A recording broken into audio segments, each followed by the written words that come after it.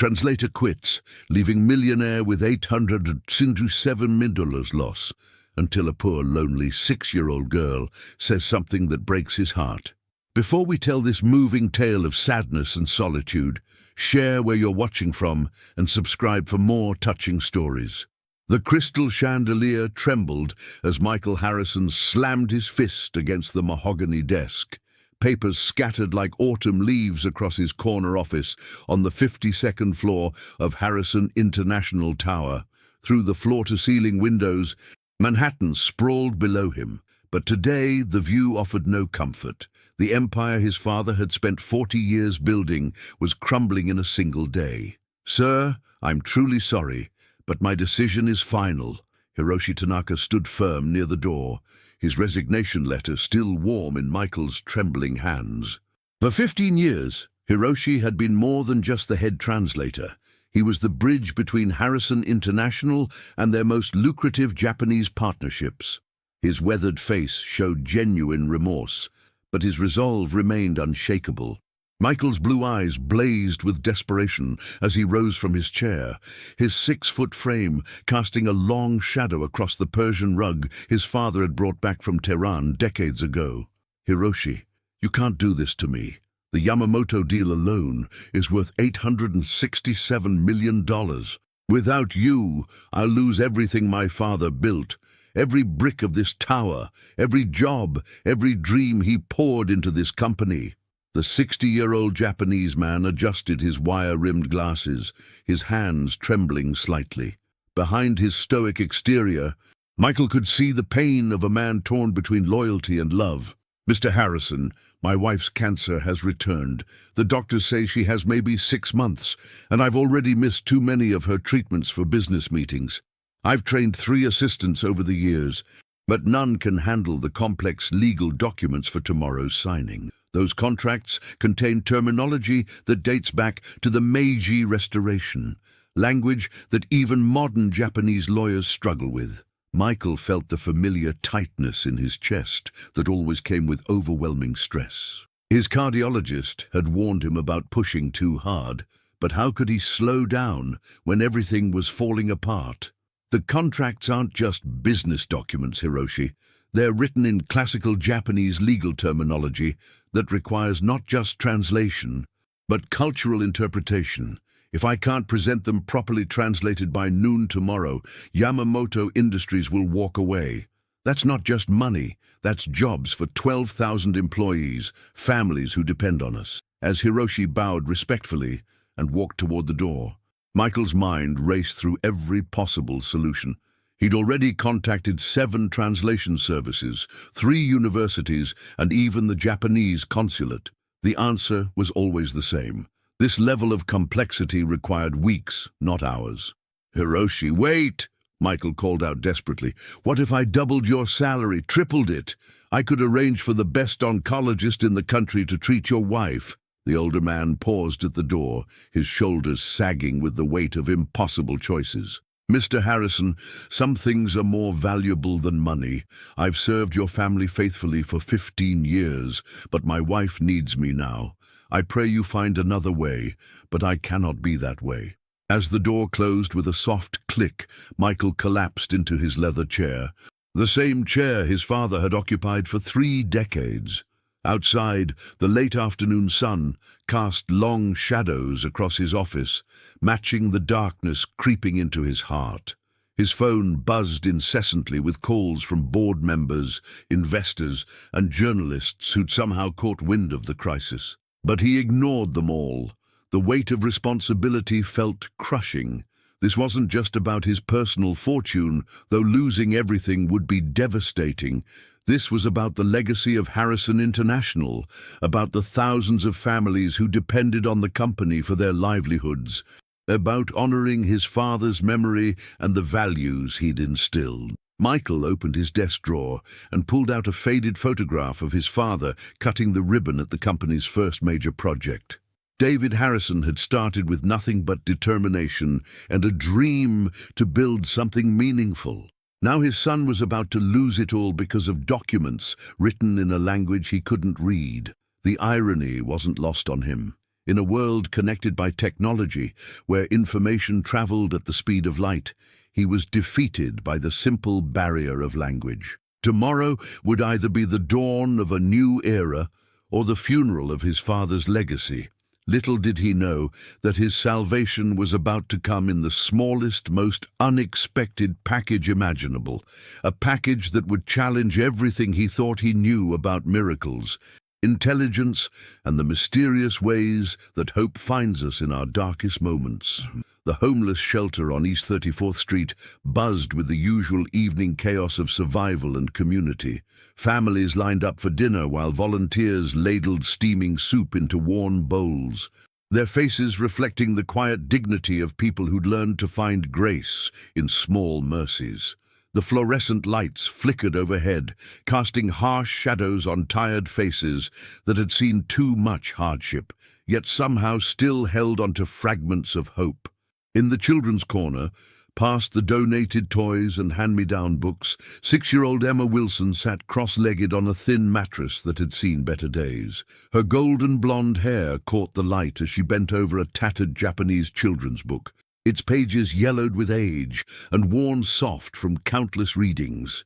Her bright blue eyes moved across the complex characters with surprising speed, her small lips silently forming the words with perfect pronunciation.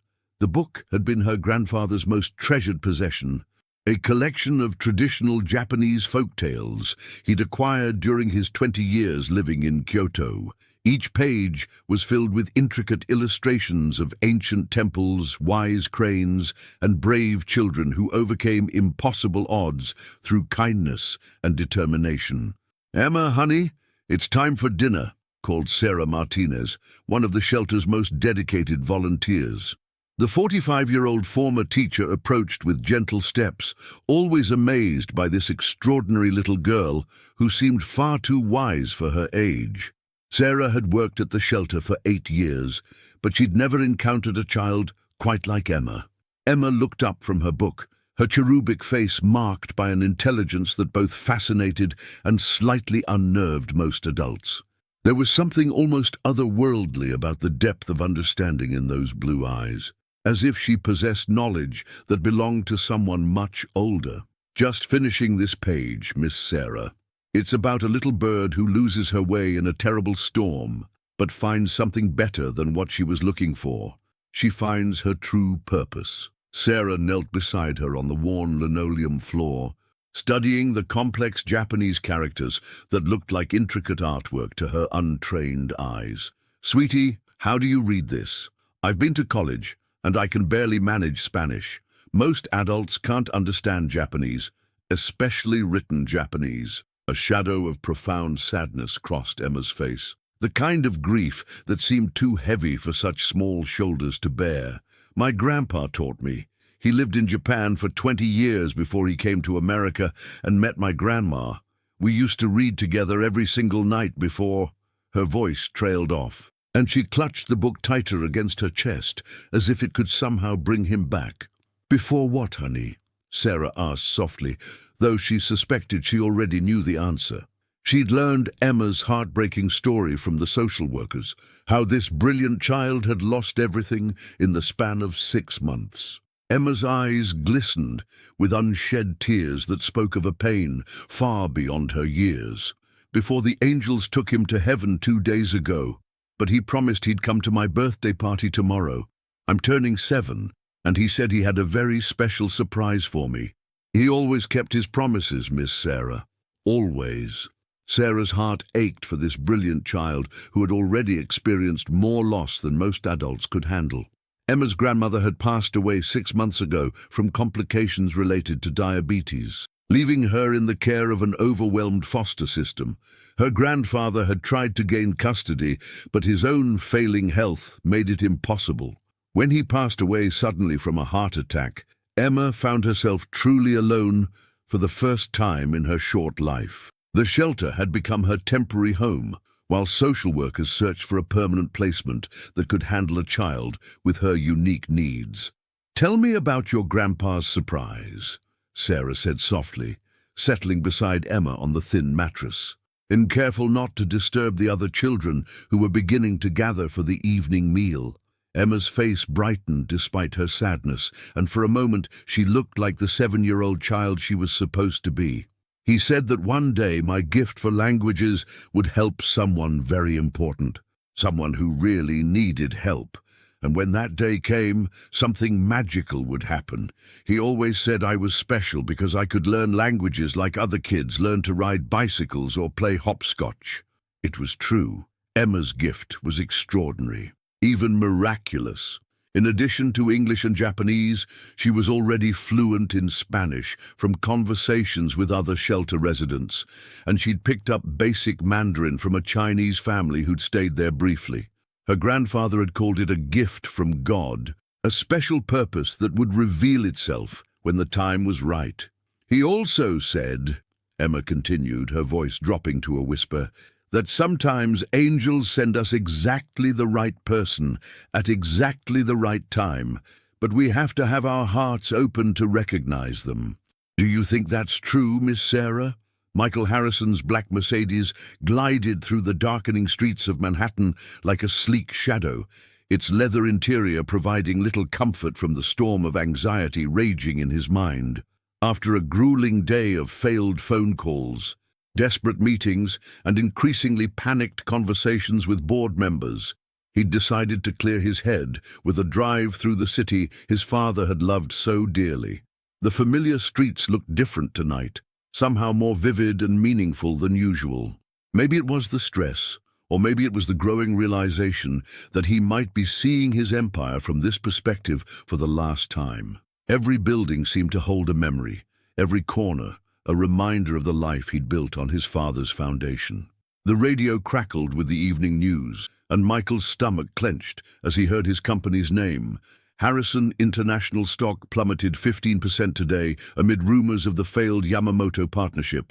Industry experts predict this could signal the beginning of a massive corporate restructuring, potentially affecting thousands of jobs across the tri-state area. We'll continue to follow this developing story. Michael switched it off, unable to bear another word of speculation about his family's potential downfall. The weight of public scrutiny added another layer to his already overwhelming burden. This wasn't just a private business crisis anymore. It was becoming a spectacle, a cautionary tale about the fragility of success. Traffic slowed to a crawl near the shelter district, and Michael found himself studying the faces of people on the sidewalks with new eyes. These were the forgotten ones, the invisible Americans who struggled daily just to survive, yet somehow found the strength to keep going. There was something humbling about their resilience, something that made his own problems seem both more and less significant at the same time. A memory surfaced unbidden from his childhood, his father taking him to serve Thanksgiving dinner at a shelter when Michael was 12 years old. He'd complained about missing football games with his friends, but his father had been insistent. Success means nothing if we don't lift others up with us, David Harrison had said, ladling mashed potatoes onto plastic plates.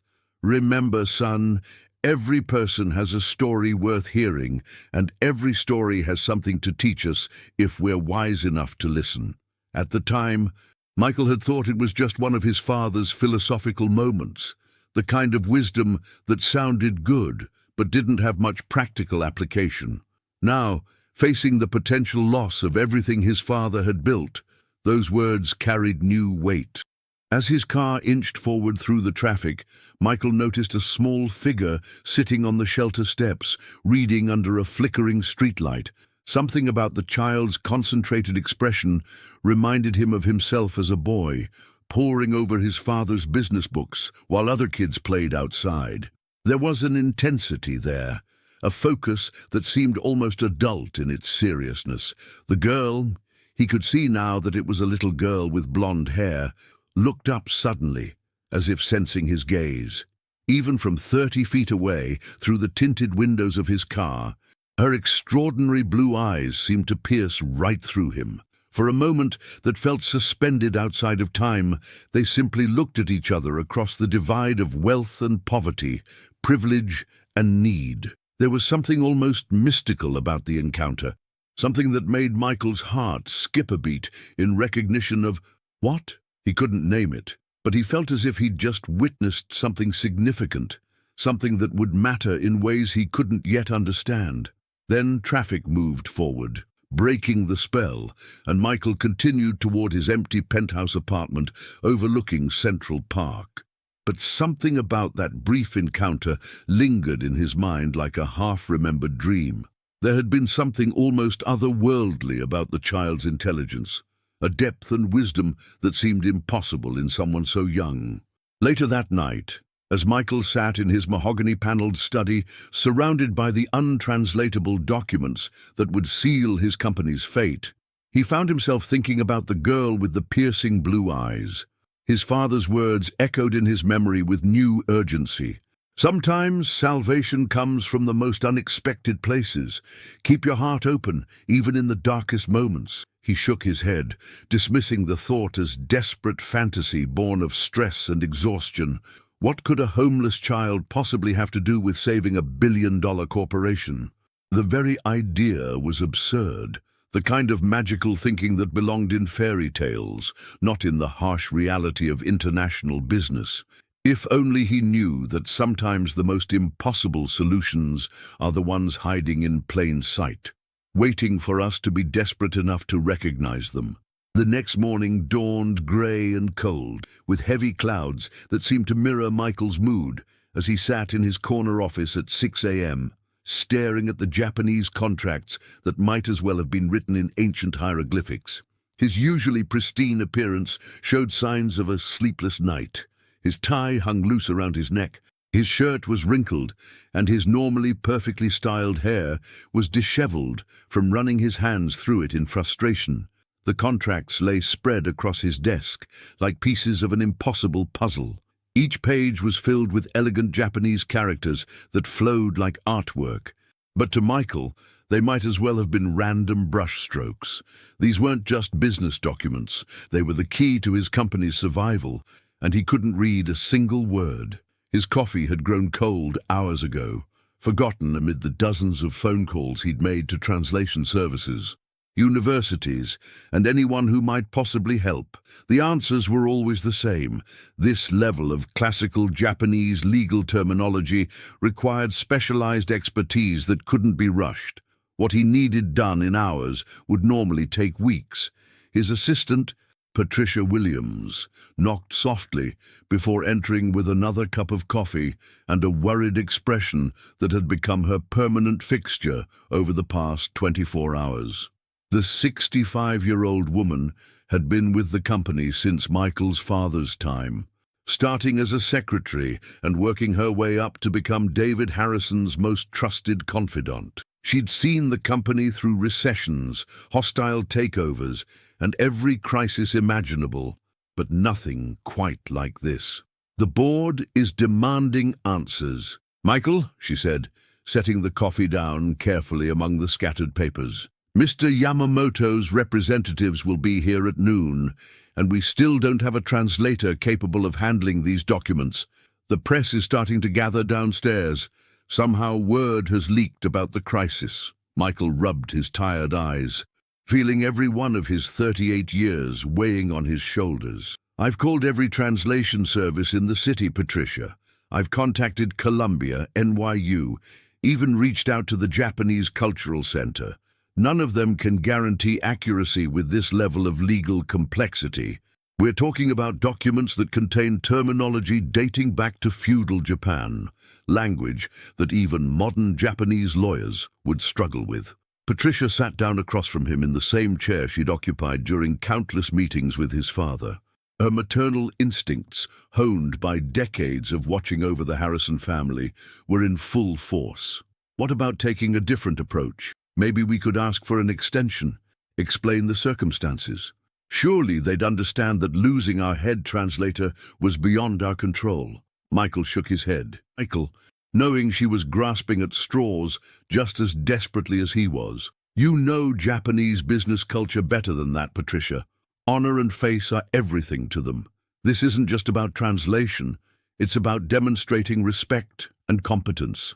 If we can't present these documents properly translated, they'll see it as a fundamental failure of our organization.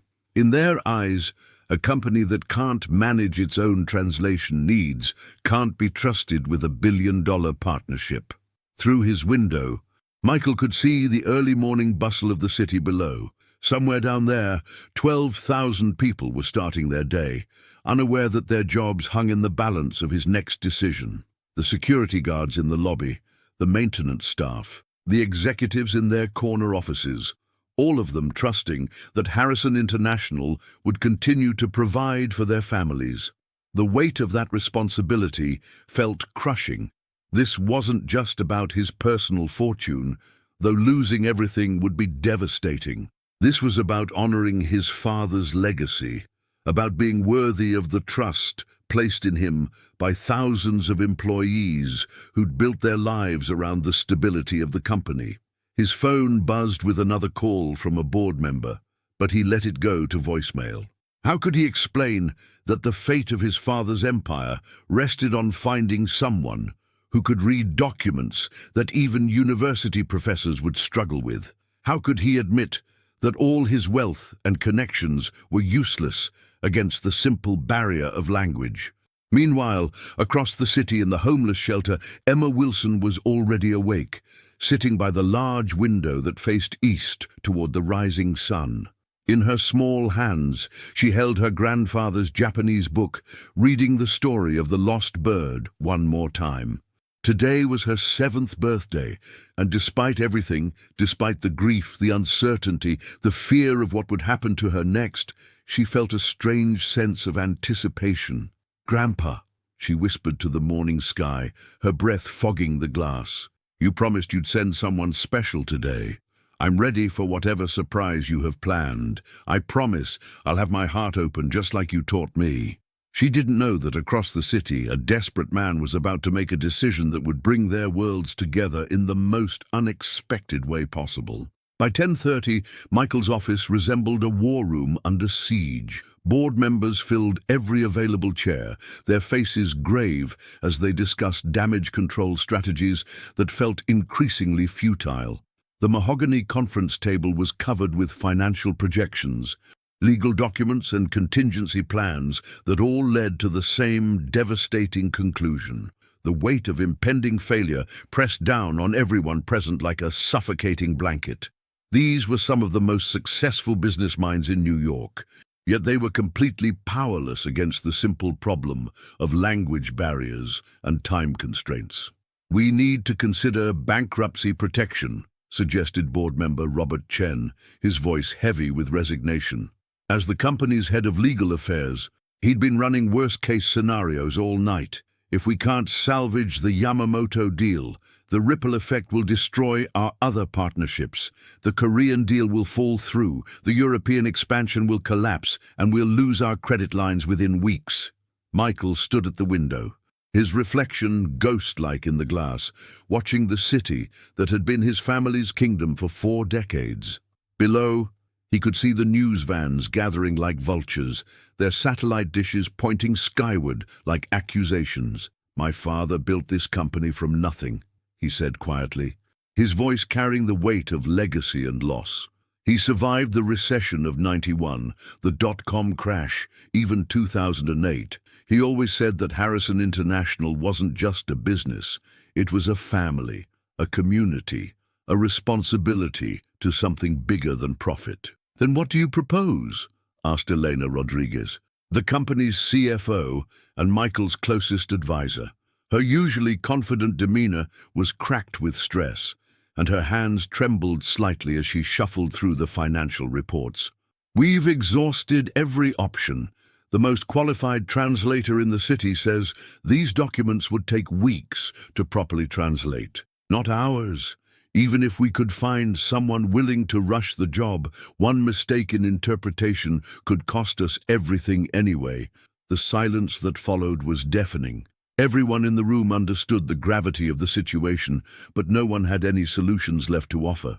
They were successful, intelligent, resourceful people, yet they were defeated by something as simple as the inability to read Japanese characters. Michael's mind wandered to memories of his father during previous crises. David Harrison had possessed an almost supernatural ability to find solutions where others saw only problems. He'd often spoken about trusting intuition, about being open to possibilities that logic couldn't explain. Sometimes, he'd said during the 2008 crisis, the answer comes from the most unexpected place. The key is recognizing it when it appears. In his growing desperation, Michael found himself thinking about the mysterious girl from the night before. Something about her intensity, the way she'd been reading under that streetlight with such focus, nagged at him.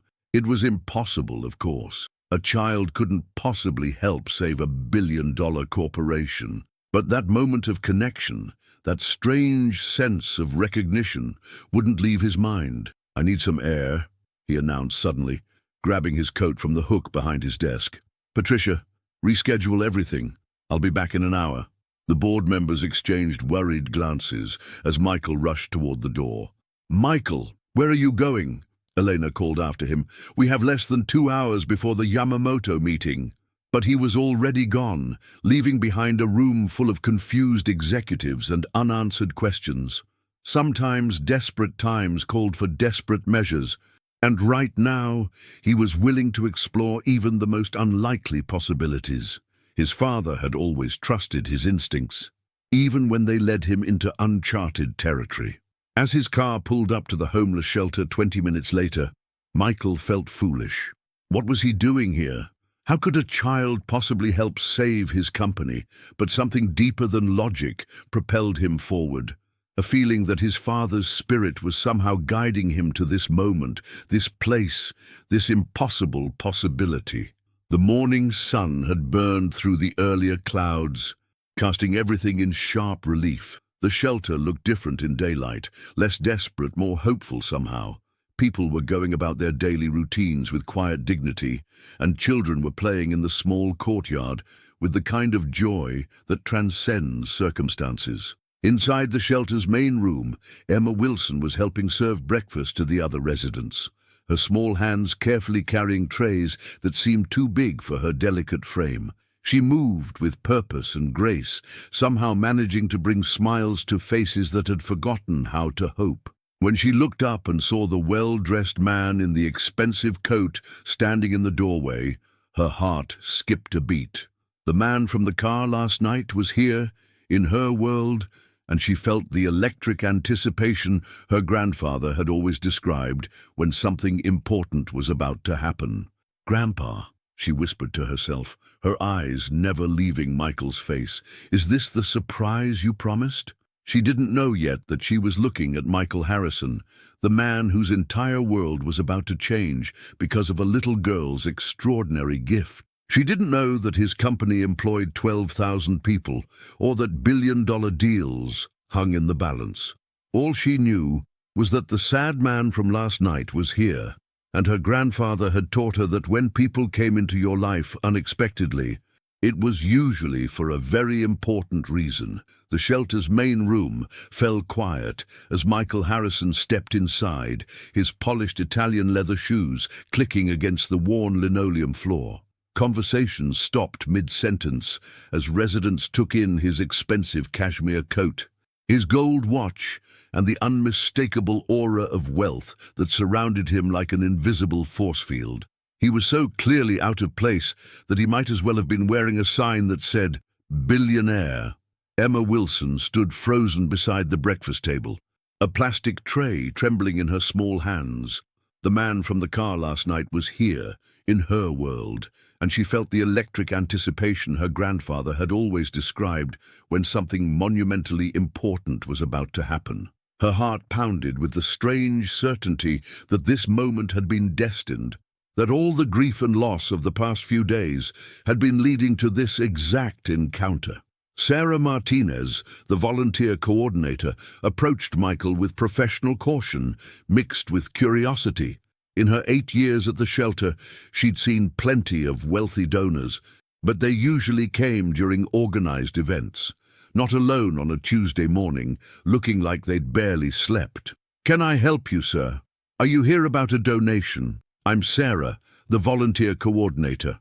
Michael felt suddenly self-conscious, acutely aware of how out of place he looked among these struggling families. The contrast between his world and theirs felt almost obscene. His coat probably cost more than most of these people saw in 6 months.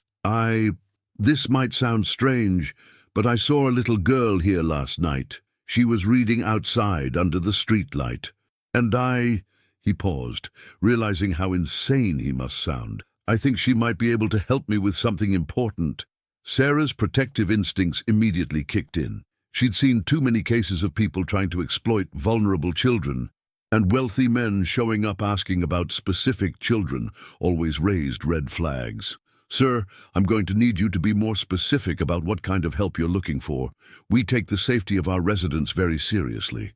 Emma, called out Mrs. Rodriguez, an elderly Hispanic woman who'd become something of a grandmother figure to the shelter's children. There's someone here who wants to meet you, mija. Emma approached slowly, her blue eyes never leaving Michael's face. Up close, he could see the extraordinary intelligence that had captivated him from across the street the night before. This wasn't the vacant stare of a typical child.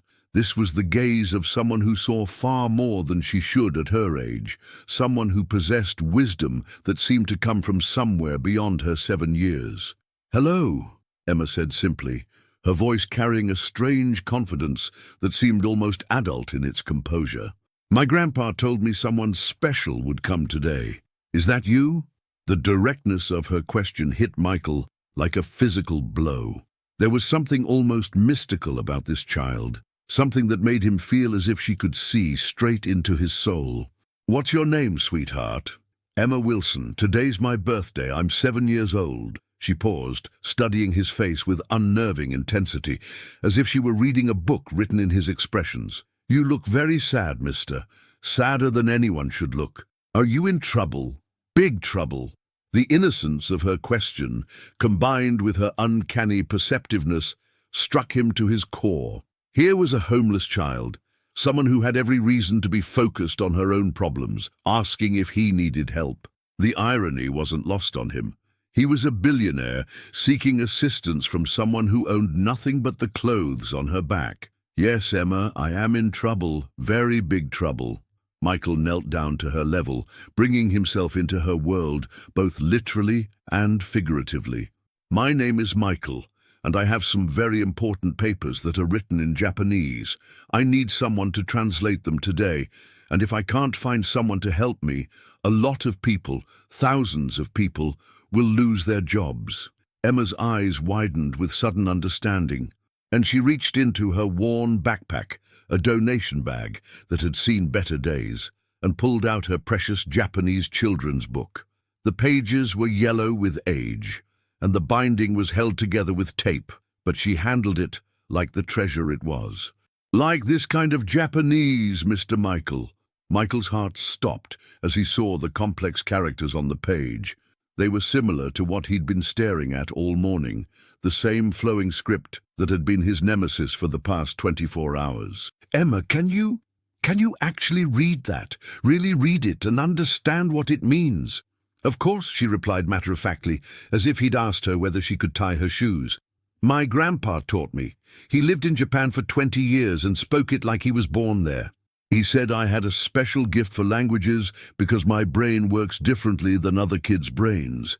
He said God gave me this gift for a reason, and someday I'd understand what that reason was."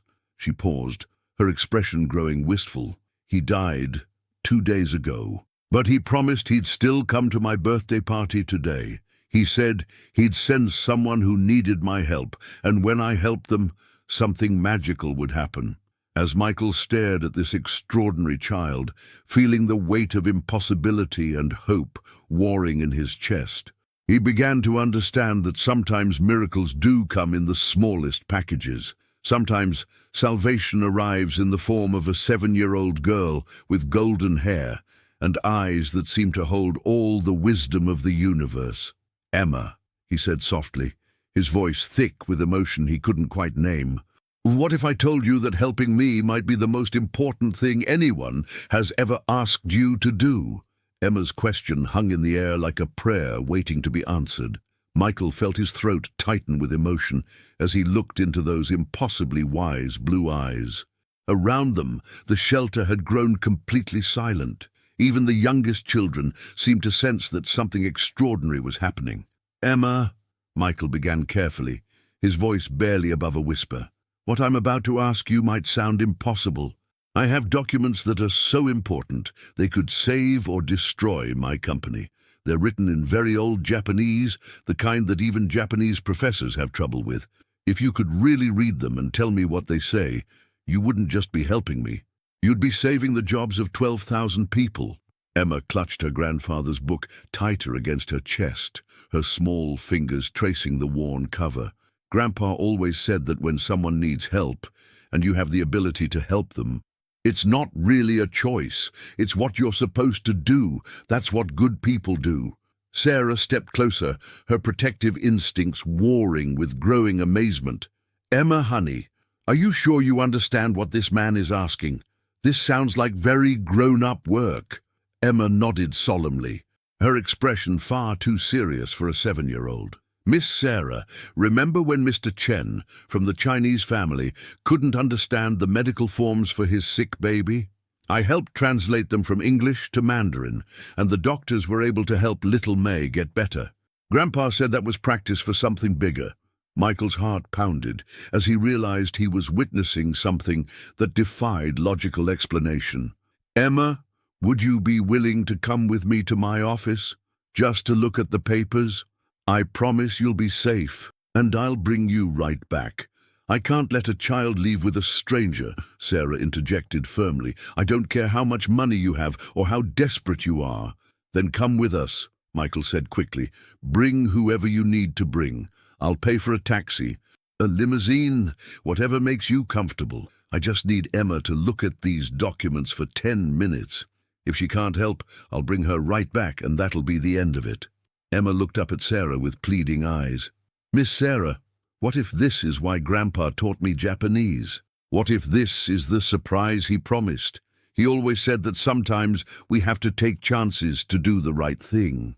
Sarah felt torn between protecting Emma and recognizing that this child had gifts that might truly make a difference. She'd watched Emma effortlessly switch between languages, had seen her read books that would challenge high school students, if there was even a chance that Emma could help. "If I agree to this," Sarah said slowly, "I'm coming with you every step of the way. Emma doesn't leave my sight, and we return here within 2 hours." Michael nodded eagerly. "Of course, absolutely.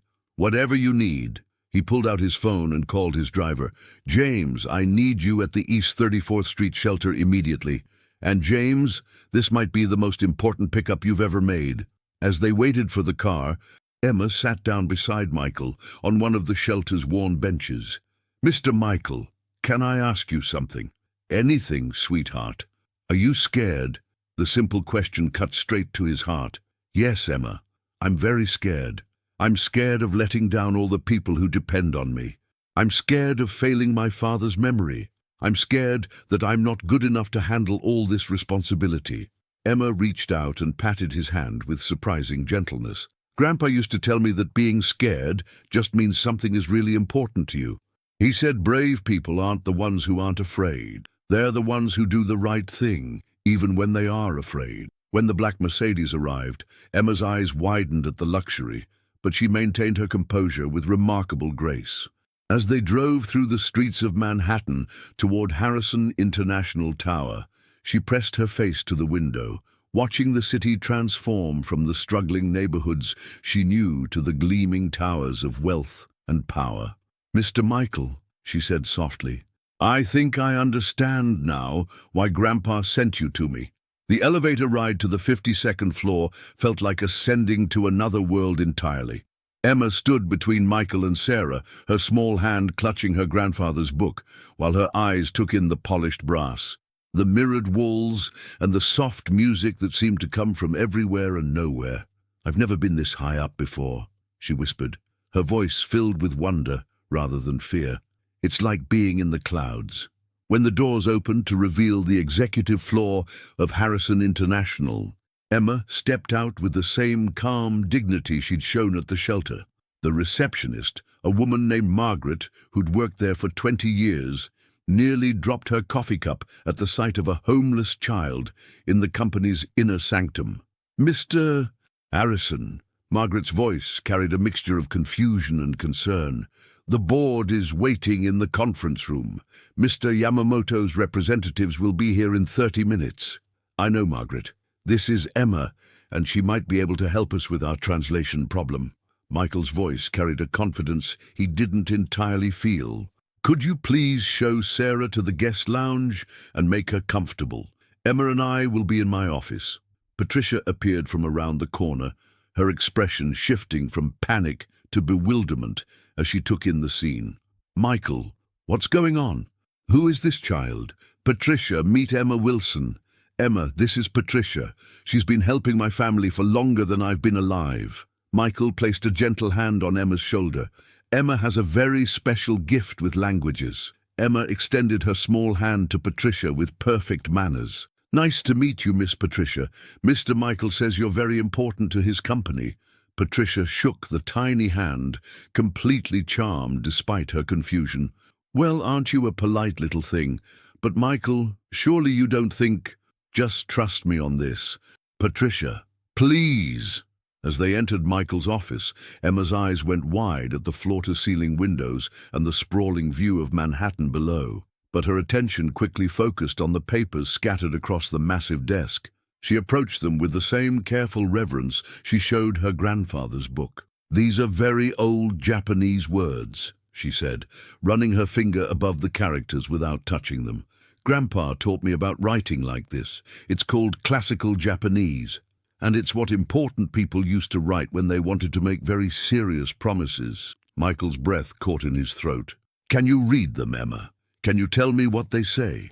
Emma picked up the first page, holding it carefully in both hands. Her lips moved silently as she read, her expression growing more serious with each line.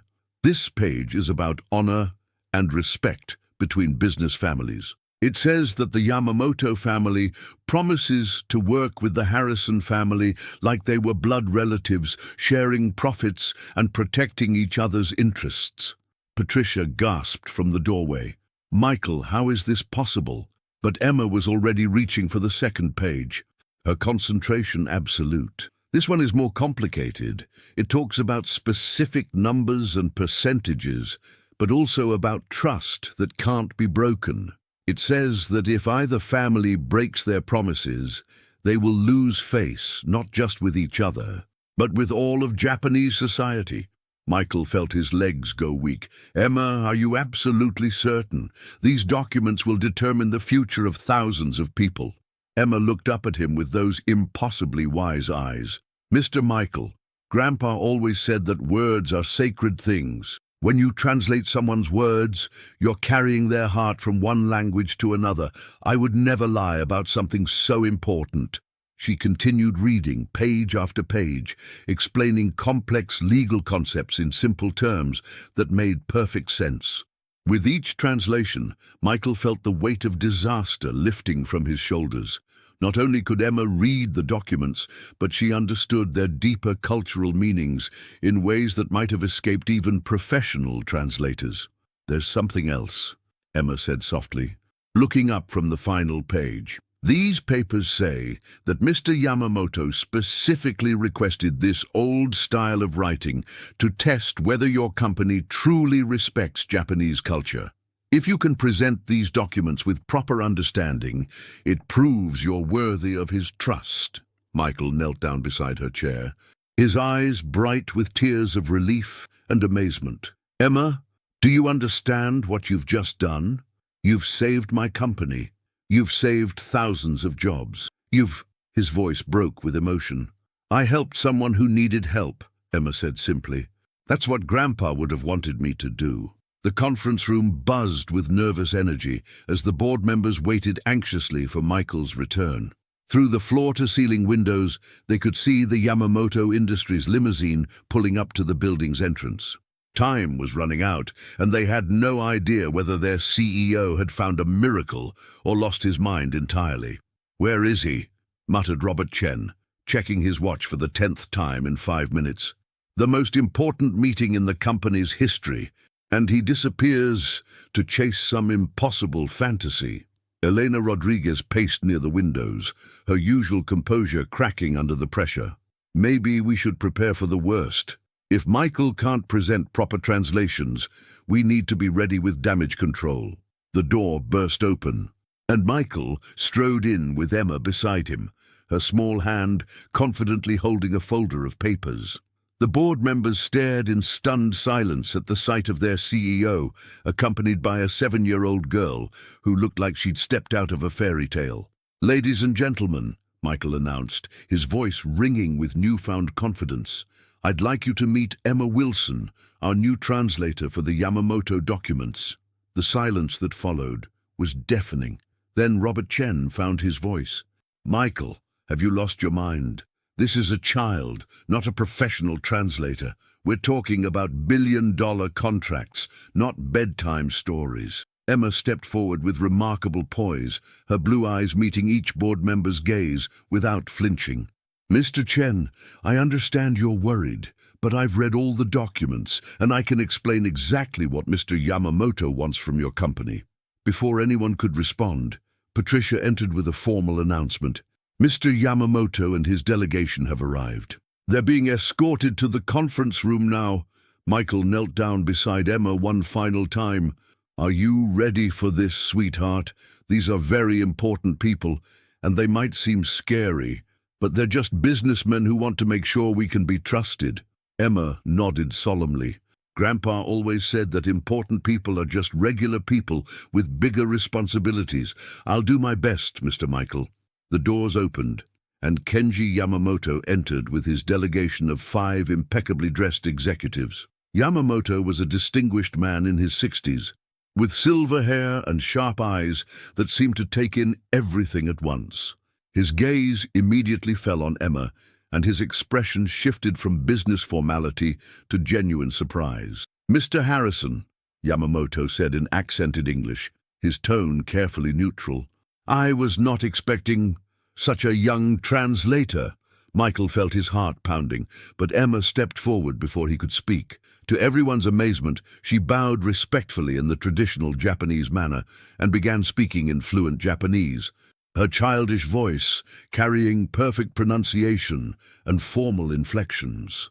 Yamamoto's eyes widened in shock as Emma continued speaking, clearly explaining something complex and important.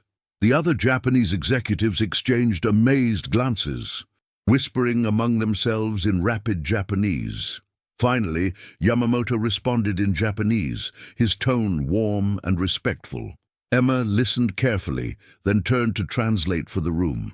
"Mr. Yamamoto says he's very impressed that Mr. Michael found someone who can read classical Japanese. He says it shows great respect for tradition and proves that Harrison International understands the importance of cultural honor."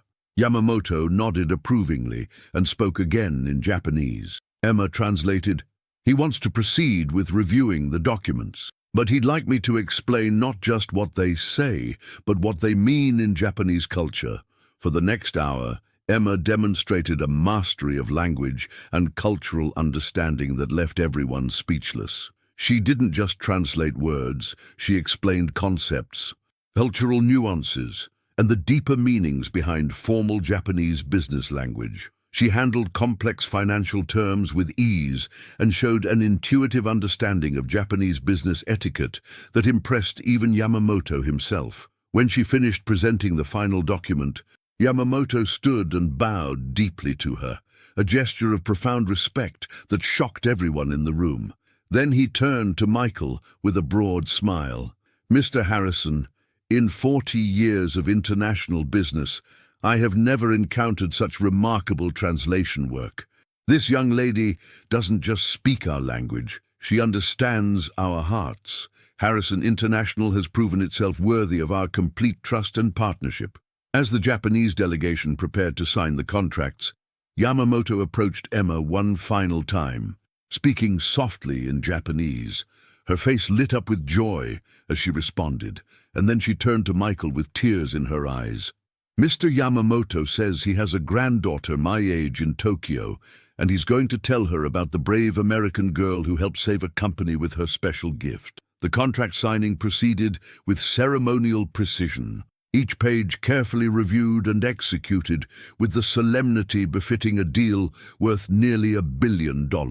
Emma sat quietly beside Michael, occasionally translating subtle questions or cultural references that arose during the process. Her presence had transformed what could have been a disaster into a celebration of international cooperation and respect. As the final signatures were placed on the documents, Yamamoto raised his glass of tea in a toast to new partnerships built on understanding, respect, and the wisdom that sometimes comes in the most unexpected forms. After the Japanese delegation departed, the conference room erupted in celebration. Board members who had been preparing for corporate disaster just hours earlier were now congratulating each other on the most successful deal in the company's history. But Michael's attention remained focused on Emma, who sat quietly watching the adults celebrate around her. "You did it, sweetheart," he said softly, kneeling beside her chair. "You saved everything. I don't know how to thank you." Emma smiled, but there was a wistfulness in her expression. "I'm glad I could help. Mr. Michael, Grandpa would be proud. But now I should probably go back to the shelter. Miss Sarah is waiting for me." The simplicity of her statement hit Michael like a physical blow.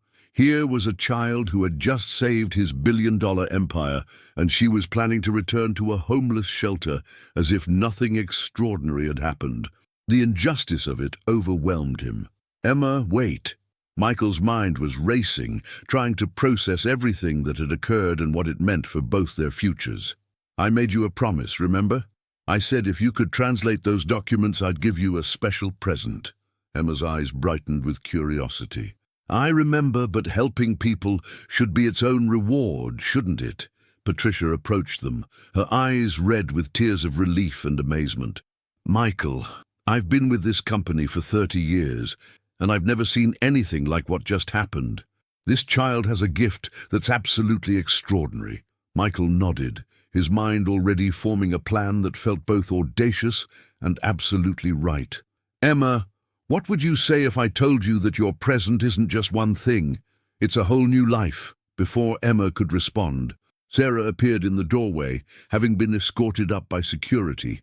Her face showed a mixture of relief at seeing Emma safe and bewilderment at the celebration happening around them. "Emma, honey, are you ready to go back now?" Sarah asked gently. "Actually," Michael said, standing up and moving to include Sarah in the conversation, "I'd like to discuss Emma's future with both of you. What happened here today proves that Emma has gifts that could change not just her life, but the lives of others. I'd like to offer her something that could make all the difference." Emma looked between the adults, sensing the importance of the moment, but not fully understanding what was being proposed. "What kind of something, Mr. Michael?" Michael took a deep breath, knowing that what he was about to say would sound impossible, but feeling absolutely certain it was right. "Emma, how would you feel about never having to live in a shelter again?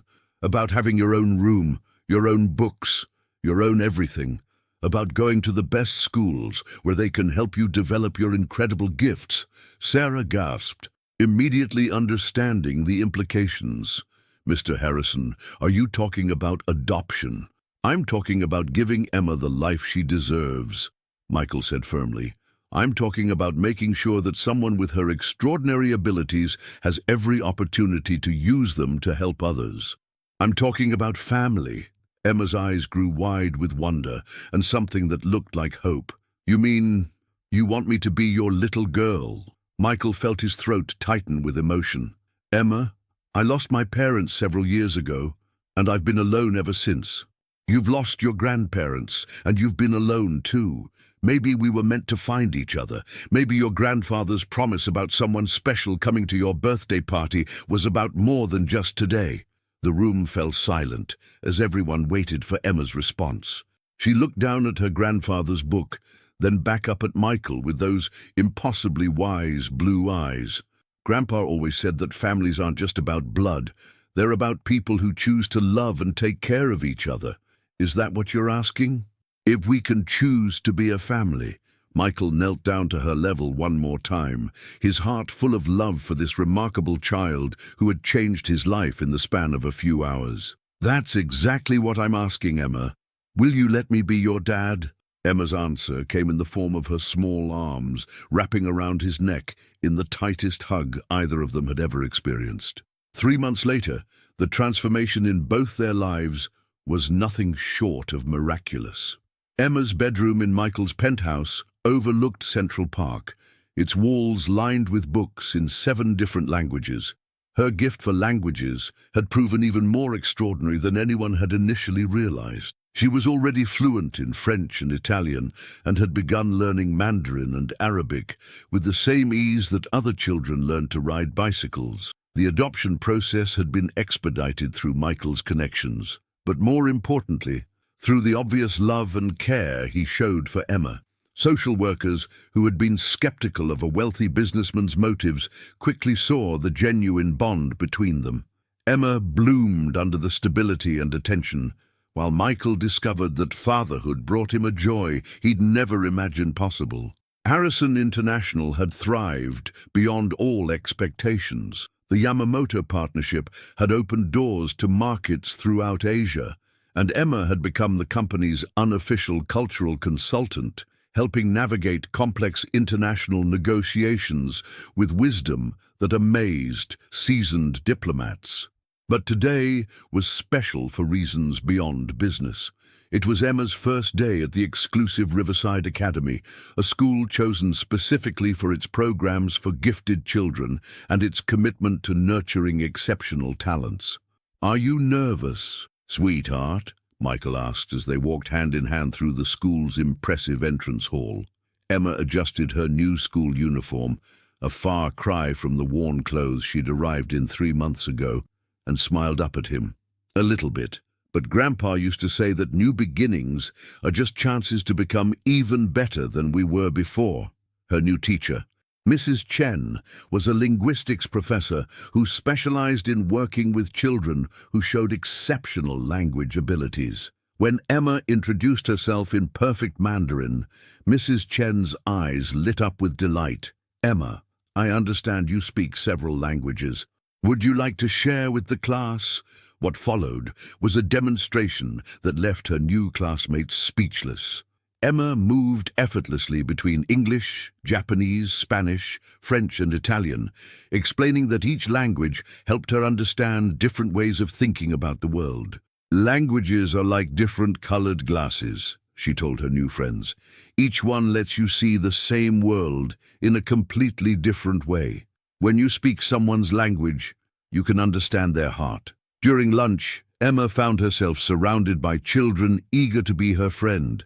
For the first time in her life, being different made her popular rather than isolated. Her intelligence was celebrated rather than feared, and her kindness attracted others like a magnet. Meanwhile, at Harrison International, Michael was in a board meeting when Patricia brought him a special delivery, a handmade card from Emma's class, thanking him for sharing their amazing friend with them. That evening, as they shared dinner in their penthouse dining room, Emma looked across the table at the man who had become her father in every way that mattered. "Dad," she said, still getting used to the word that felt like a gift every time she said it. "Do you think Grandpa knew this would happen? Do you think he somehow knew you would find me?" Michael set down his fork, considering the question seriously. Over the past 3 months, he'd come to believe that Emma's grandfather had been a man of extraordinary wisdom, someone who understood that love and purpose often intersect in mysterious ways. "I think your grandfather was a very smart man who loved you enough to prepare you for whatever life had in store. I think he taught you languages, not just because you had the gift, but because he knew that gift would lead you to exactly where you needed to be." Emma nodded thoughtfully. "I miss him every day, but I'm not sad anymore. I think he sent me to you because he knew you needed a daughter as much as I needed a dad."